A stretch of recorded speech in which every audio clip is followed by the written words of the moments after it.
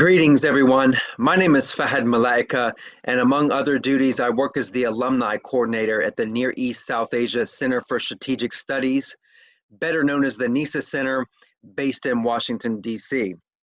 Today, we are kicking off the first edition of our new virtual alumni interview series, and we are honored to have with us Mr. Shahab Khan, who is a long-time NESA alumnus, and he is joining us from Dhaka, Bangladesh. Shahab is a professor in the Department of International Relations at Jahangirnagar University. He is also the research director at the Bangladesh Enterprise Institute, better known as BEI. Shahab also has close working relations with the UN and other key multilateral agencies and is a widely regarded scholar of security and foreign affairs across the South Asia region. I would say Shahab and I go back about 8 years. We first met through the NESA Center Strategic Studies Network, or SSN, which is a consortium of think tanks from the NESA region and beyond, and which counts BEI among its member institutes. Shahab, it's a real shame that we haven't met face-to-face in a while and that we are forced to meet virtually like this, but this is our new reality under COVID-19, at least for the time being. For this interview, I want us to focus on Bangladesh foreign relations, and in particular, Dhaka's current relations with Delhi and Beijing. You recently wrote an article for the Institute of Peace and Conflict Studies on Dhaka-Delhi relations, where you also emphasized the need to take into account local perceptions for better bilateral expectation management. So I have a two-part question to kick us off. One, could you give us your current reading of Bangladesh foreign relations generally? And two, specifically, your analysis of Dhaka's relations with Delhi and Beijing? Over to you. Thank you, Fahad. I think that was an absolutely generous introduction. So kind of you. Our relationship, yes, at least 8 years. And NESA has been close to my heart, and I've visited NESA so many times. And I think sometimes I believe NESA is part of my family. So thank you for that. And thank you for inviting me to speak to you. And of course, to NESA. And it's a shame that we are not meeting in DC or Istanbul or even in Dhaka, but certainly I'm hoping that the situation will improve and we will meet soon. Now, of course, you have rightly pointed out that the whole idea of local perception has come back. There are several reasons. I mean, if you look at Bangladesh, Dhaka's relationship with Delhi, which is historical, and even if you look at Bangladesh's relationship with China or perhaps United States, is also historical. But the dimension that we have with Delhi is slightly different because we are surrounded by India, and India has been a part of Bangladesh's historic liberation war, and perhaps in the subsequent the economic development and so on. The issue, what I think now merits to be discussed, is whether Bangladesh or Indian relationship, or in that matter Dhaka-Beijing relationship, can be seen only through the statist affair. Because now we have a fantastic growth in economy, and perhaps over the past 20 years, the growth has been 6+ in terms of GDP. And then, of course, with the growth of social media and information and communication technology, and certainly with technologies, people are much more aware of Bangladesh's relationship with other countries. So therefore, public perception really matters a lot. And perhaps when you have a government here which is pretty receptive to public perception, and for them to take a foreign relationship forward, certainly people's aspiration would matter. Now, let me clarify two things before I start. The first thing is Bangladesh has achieved a remarkable economic growth, as you have seen. And perhaps with that, people are much more interested in development rather than traditional geopolitical or geostrategic relations with India or Myanmar or China, or in that case, Indo-Pacific.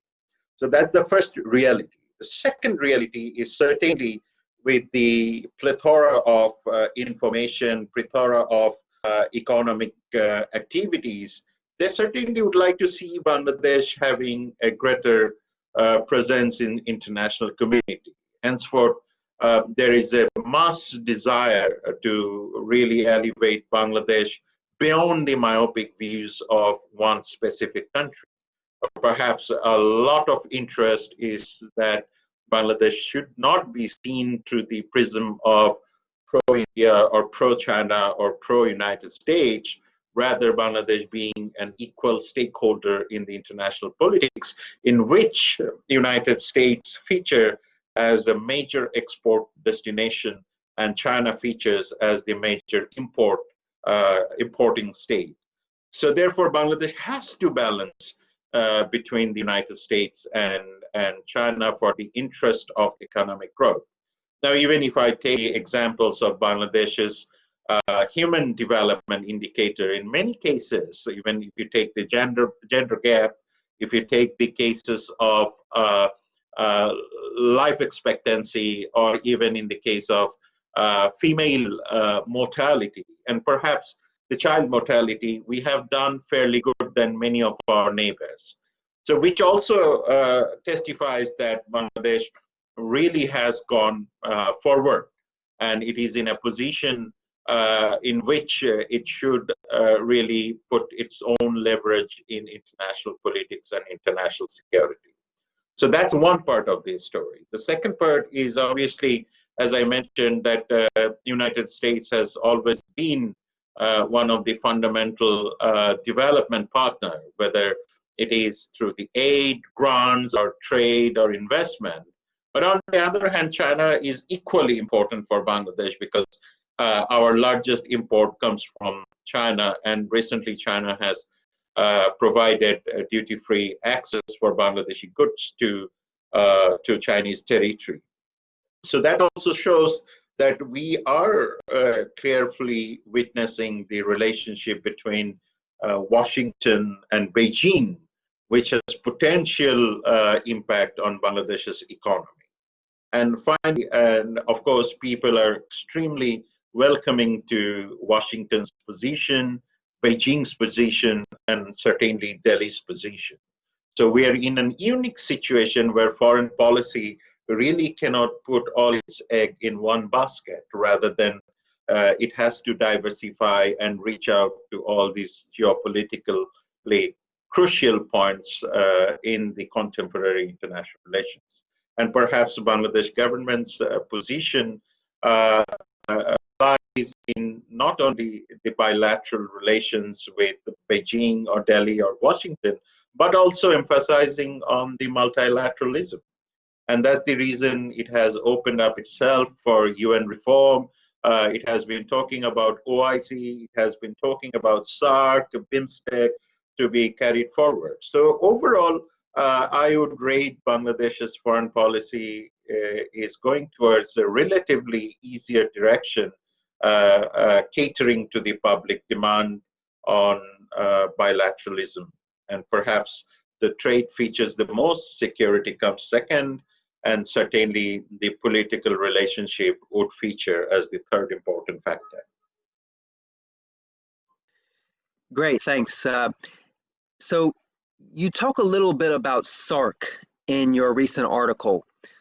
What prospects do you see for SARC and regional cooperation in South Asia more generally? Over to you. Good question, I think, Fahad. The first reason is in South Asia. If you start from all the way to Afghanistan down to Bangladesh, and even if you take the geographically Himalayan belt and down the Bay of Bengal, we don't have any alternative to SARC. That's a ground reality. And all the countries are still investing in SARC in terms of human resources, foreign policy, and of course, in terms of sending diplomats to the SARC Secretariat. So SARC is functional, contrary to what public perception is, because we don't have any option. The second issue is we have experimented with the multiple sub-regional issues like BBIN, which is essentially Bangladesh, Bhutan, India, Nepal.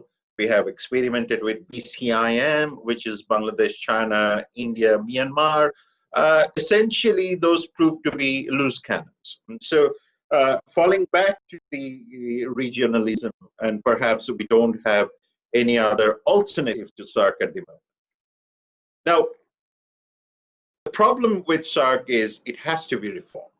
The first reform is that there has to be an option for the countries to hold bilateral talks, which SARC doesn't provide because of its own charter. That's one. The second issue is SARC really needs to be expanded. It has to reach out to multiple countries to be its observer or at least as ad hoc members. And certainly this should be a platform where not only the development issues being discussed, but also the defense security issues should be discussed. So, because given the nature of the bilateralism in South Asia, if you take the sets of relationship between Pakistan and India, if you take the recent relationship between Nepal and India, or perhaps even if you look at Bangladesh's defense MOU with India and subsequently India's engagement with Myanmar. So altogether what you see is a gamut of different bilateralism which has a security component or perhaps the defense components being featured. So that's a ground reality. The second important factor is the Indo-Pacific strategy and BRI, which is the Chinese-led initiative. And these are actually a conundrum for most of the states and how whether we should follow one of the either or perhaps we should follow either or perhaps follow both. So these are the foreign policy challenges which comes in. So perhaps given those things, and even if you look at the recent standoff between China and China and India, or perhaps India's position in terms of its relationship with China, everything boils down to some sort of defense mechanism and defense cooperation too. And perhaps in South Asia, for its own interest, should really come together and start discussing all these things. Because China's presence is going to grow. That's a hard fact for obvious reason, is that China-Pakistan economic corridor is there, China-Myanmar economic corridor is in the making, and certainly China produces the cheapest possible manufactured goods and supply line, which essentially is conducive for the economies of the smaller countries. So that's a ground reality. And on the basis of that particular understanding, and definitely if you look at the trade, intra-regional trade in South Asia is remarkably poor. And World Bank has estimated it is less than 6 to 7%. And that's a very pathetic structure or pathetic level of intra-regional trade. And we are now hoping to expand our market in the United States, which has a cost. India is looking forward to the West. Again, it has a cost. But when you look at the South Asia itself, is one of the population lives here. So it is a market by itself. Even if you look at India's market in South Asia, Bangladesh is the top one.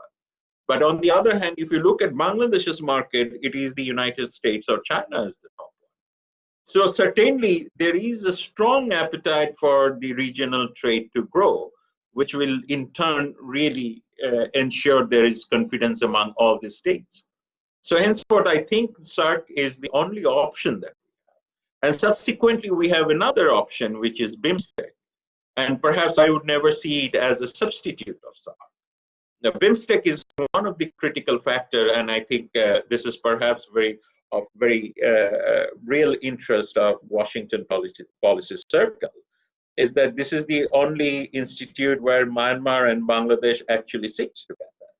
And Myanmar and Bangladesh relationship is one of the key features in South Asian politics right now.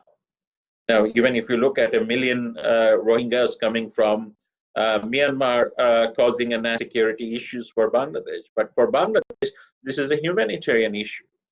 But for Burmese, it is essentially a strategic issue. So how do we deal with that? So BIMSTEC is one of the key regional institution where Southeast Asia and South Asia sits together. And where you have Thailand, you have Sri Lanka, you have the landlocked countries like Nepal and Bhutan. And perhaps this is where I think a significant support from international community should come, and strengthening both the regional institutions such as SARC and obviously another regional institution that covers both South and Southeast Asia, and perhaps the Bay of Bengal is the BIMSTEC. And perhaps I would certainly would like to see that international community coming in and lending their lending their hands in strengthening these two key components that can serve as the confidence building institutions, B, discussion or platform for discourse platform or policy platform in terms of security and defense, and obviously the trade, which is the mother of all the confidence building mechanisms. And that's exactly where I think SARC and BIMSTEC would come in. Thank you, Shahab. Next question. How, if at all, have Dhaka's foreign relations with Delhi, Beijing, or other countries in South Asia been affected by the COVID-19 landscape? Over to you. I think, Fahad, COVID is one phenomena in which all the countries came together. I mean, our foreign policy responses or our responses, health policy responses may vary, but perhaps this is one of the phenomena in which Pakistan cannot isolate itself from South Asia, neither India nor Bangladesh. And perhaps Indian Prime Minister Modi and our Prime Minister Sheikh Hasina, or even Imran Khan's cabinet really came forward in responding to COVID collectively.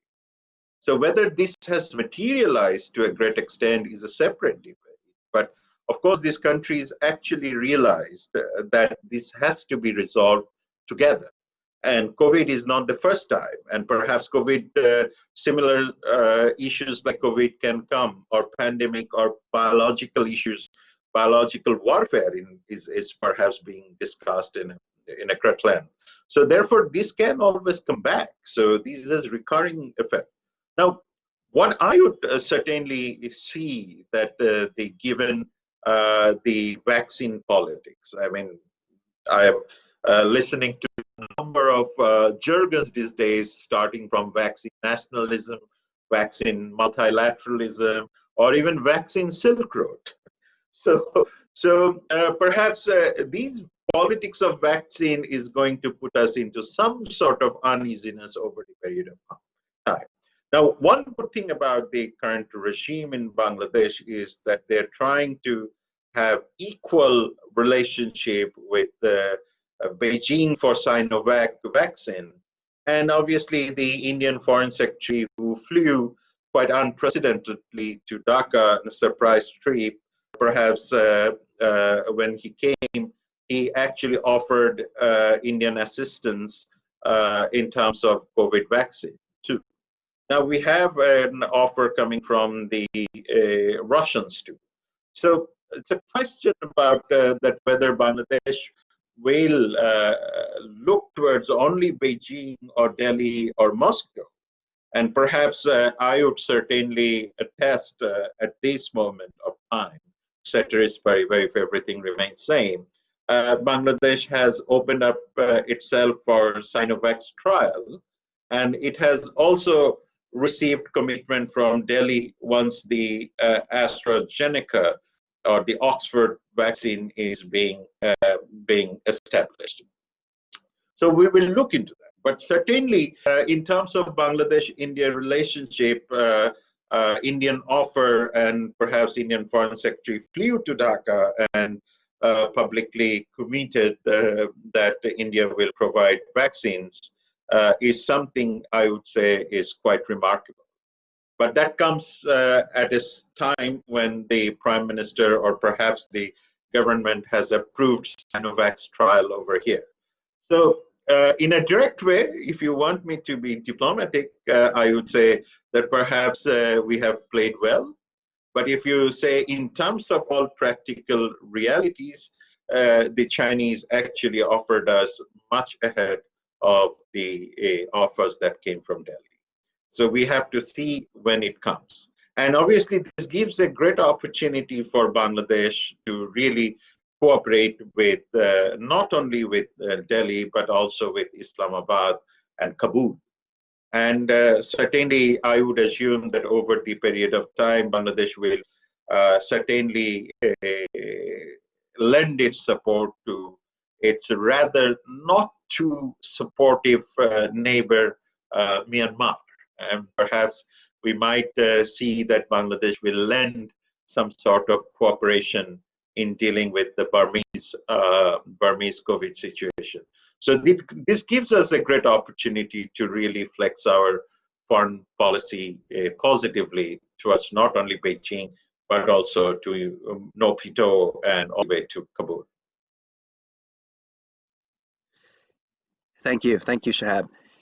Finally, for our own stakeholders or any of the American audience who may be watching, do you have any recommendations or prescriptions for U.S. foreign policy in this arena, perhaps in terms of great power competition, which seems to be the new buzzword within DoD circles? Is there a role for the United States to play? Over to you. I think this is the most important question, Fahad. The first reason is we value Washington's support to Bangladesh, and we deeply appreciate that. And perhaps as a student of Bangladesh's foreign policy and security, I think United States has a lot of role to play. The first role I would assume is that the Washington policy circle should understand the ground realities of this country, because we're the highest density population in the world, and we are now facing almost like 1 million refugees coming from Myanmar. So, which means that has a toll, that has an economic toll, social toll, and certainly political toll. So United States, or perhaps Washington policy circle, really needs to understand why Beijing is perhaps a vital factor in Bangladesh's foreign policy. Now, the second important factor is the Dhaka-Delhi relationship, which is an historical relationship, and perhaps this is the friendly relationship, but perhaps to understand the limitations in particular relationship.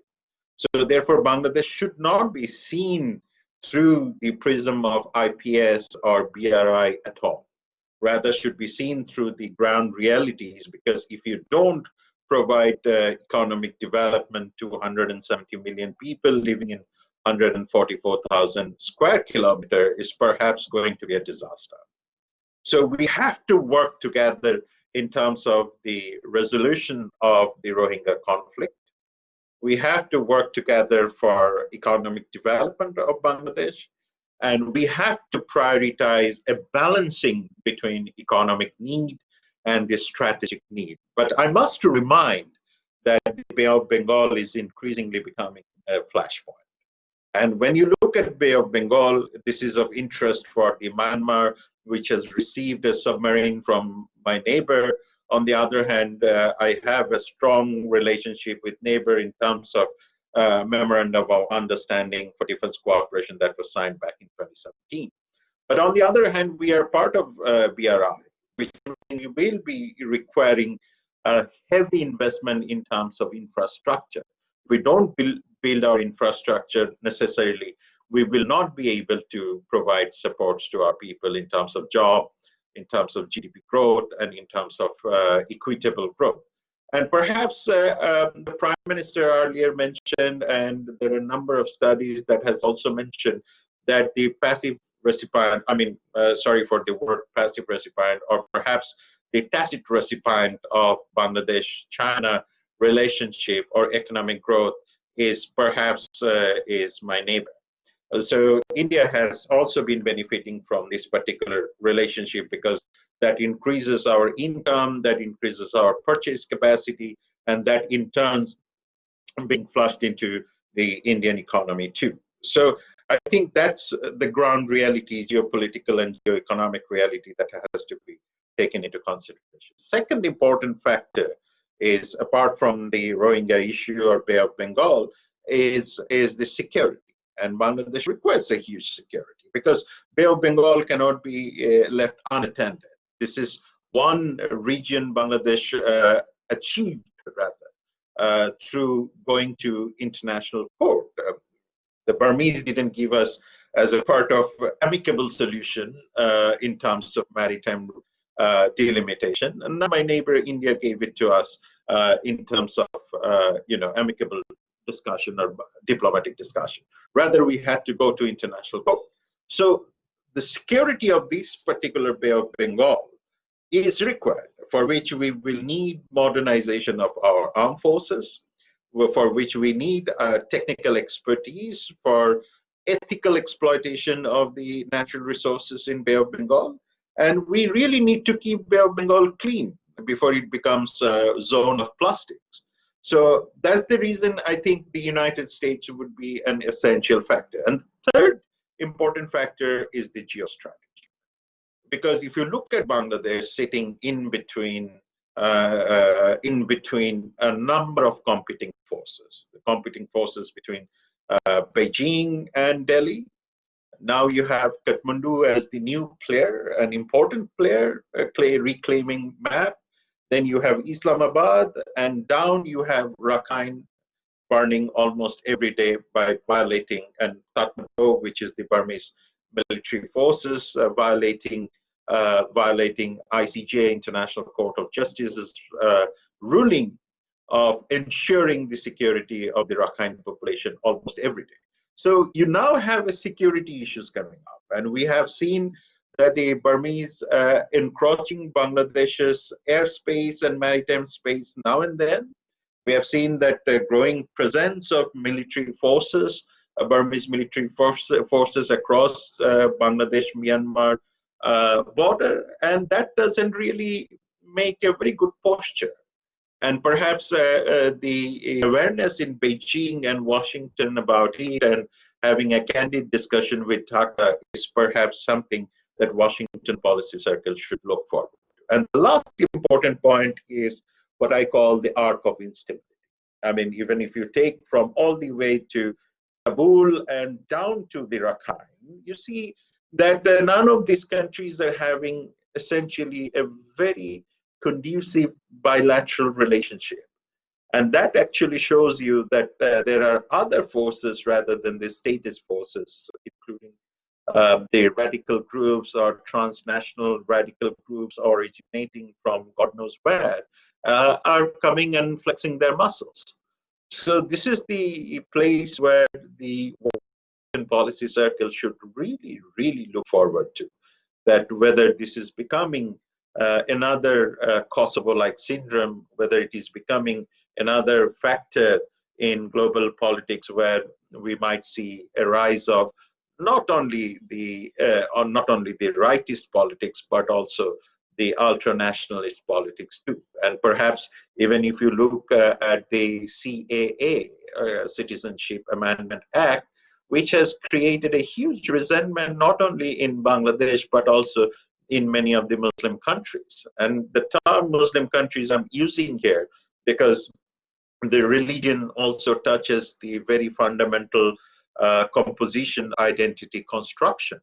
And perhaps this is where people should also be very careful about whether this can actually translate into certainly not very conducive for international peace and stability.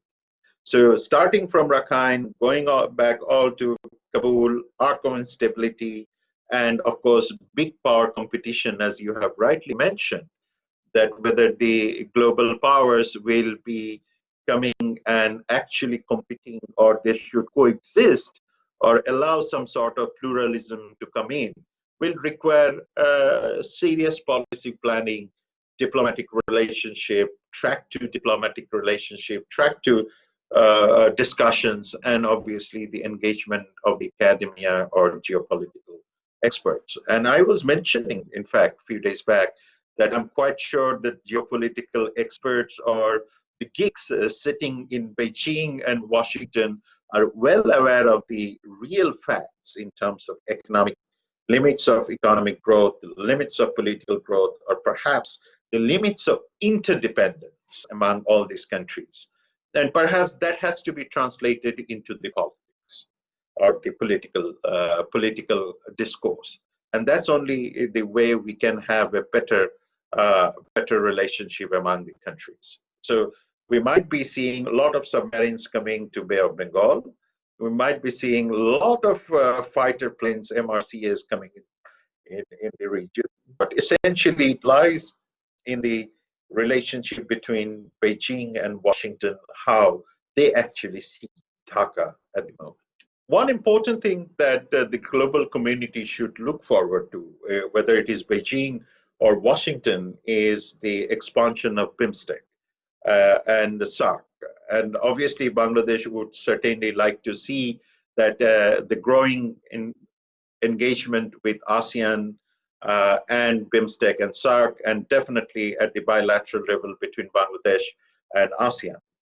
And when I say ASEAN, for obvious reason, I've been a part of ASEAN Regional Forum discussion, and I have chaired one of the sessions last year on the early warning of conflict. And I figured out, I think the ASEAN countries and South Asian countries have a lot of things to cooperate with. And perhaps this is one important factor where the US State Department, or perhaps even if you want me to say that Beijing, whether they have a goodwill, should come forward and facilitate Bangladesh's greater engagement with ASEAN in terms of early warning of conflict stemming from Myanmar, or even if you say the Indian Northeast, or perhaps even to see whether the Chinese or the American interests are being violated in these regions. So the national interest, not only for Bangladesh or China or the ASEAN countries, but also Washington features a lot. And Bangladesh has a greater relationship with the Middle East, and that makes Bangladesh unique too. So therefore, I think Bangladesh should not be seen in an isolation of what is happening in the Middle East and the reaction of the 170 million people, of which 80% are Muslims. Shahab, thank you so much. It's been really great having you with us today. Thank you very much for taking the time to do this interview. I know it's past 8 p.m. in Dhaka. You have really given us all a lot to think about, and I'm sure this will be of great interest to our alumni network, which, by the way, is currently over 10,000 alumni from nearly 130 countries. And I'm sure this will also be of great interest to our stakeholders as well. We would love to have you back again in the future for discussions on other topics. So I hope to be able to call upon you again. Thanks again, and I wish you and everyone watching happiness, safety, and good health always. Take care, and thank you.